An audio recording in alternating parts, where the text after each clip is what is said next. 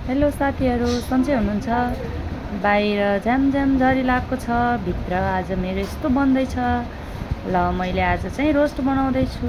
पहिला सुरु कराईमा तेल बसालेर मैले रोस्ट तयार पारेको थिएँ, सबै मरमसलाहरू राखेर अनि यसरी मैले रोस्ट बनाएँ। साथीहरू, सधैँभरि म यसरी भोइस कभर गरेर खाना बनाएको भिडियो लिएर आउँदा हजुरहरू बोरिङ त हुनुभएको छैन नि? बोरिङ नहुनुहोस् है।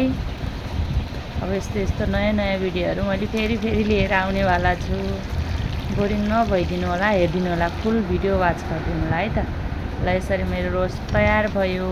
ल यतातिर फेरि मैले अलिकति थोरै ग्रेभी बनाउँदैछु। मैले प्याज लसुन राखेर यसलाई भुटेँ, रातो हुनेजेल भुटेँ। त्यसपछि मैले टमाटर राख्छु यसमा। टमाटर पाकेपछि मरमसलाहरू पनि राख्छु। अनि त्यसपछि टमाटरहरू राखिसकेपछि यसमा मैले अघि फ्राई गरेर राखेको मासुलाई राख्छु। थोरै, यो चाहिँ 2 जनाको लागि मात्रै हो, त्यो कारणले गर्दा मैले थोरै बनाएँ। ल यो रेडी भइसक्यो ग्रेभी पनि।